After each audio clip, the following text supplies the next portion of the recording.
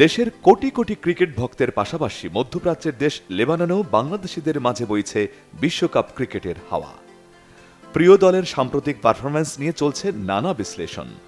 বাংলাদেশের ক্রিকেট দলের কোনো ভালো খবর পুরো জাতিকে যেমন উদ্বেলিত করে, তেমনি কোনো খারাপ খবরে মুষড়ে পড়েন দেশের মানুষ সহ প্রবাসী বাংলাদেশি ক্রিকেট প্রেমীরা। বাংলাদেশের যে বিসিবি, এটি একদমই ওদের যে নির্বাচন প্যানেল একদমই ঠিক করে নাই। কারণ ওরা পারফরমেন্স করবে মাঠে প্লেয়াররা, তো ওরা নির্বাচন করবে, কিন্তু ওদের নির্বাচনটা ঠিক হয় নাই। যদি নির্বাচনটাই ঠিক না হয় তাহলে মাঠে কিভাবে পারফরমেন্স ভালো হবে? কোনো উন্নতি নাই, পুরোটাই হতাশ। এবার আর খেলা দেখে আমরা পুরোটাই হতাশ। তাদের থেকে এই খেলাটা আশা করি যাতে বাংলাদেশ তাদের দ্বারা নতুন করে পরিচিত হয় বিশ্ব দরবারে। আমরা একটা ভালো খেলা দেখতে চাই, যাতে দেখে মনে শান্তি পাই।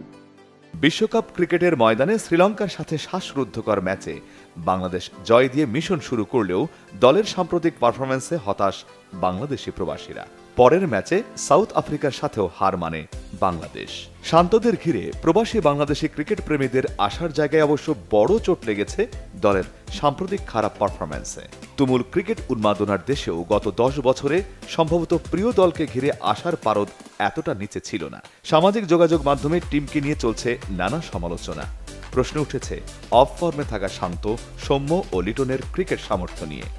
ফ্রেন্ডে আমি অনেক আশাবাদী বাংলাদেশ এবারকার 2024 সালে কাপ নিয়ে জয় করুক বাংলাদেশের 16 কোটি মানুষের হৃদয়। চ্যাম্পিয়ন না হোক, তবে তো আমাদের দল যেন একটা ভালো রেজাল্ট করে, ভালো খেলুক এবং সুন্দর একটা রেজাল্ট নিয়ে আমাদের বাংলাদেশে জিততে পারে।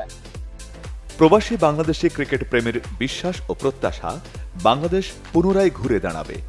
শঙ্কার আঁধার কাটিয়ে বাংলাদেশ ক্রিকেটের সম্ভাবনার সূর্যোদয়ের আশা প্রবাসী বাংলাদেশি লক্ষ লক্ষ ক্রিকেট প্রেমীদের।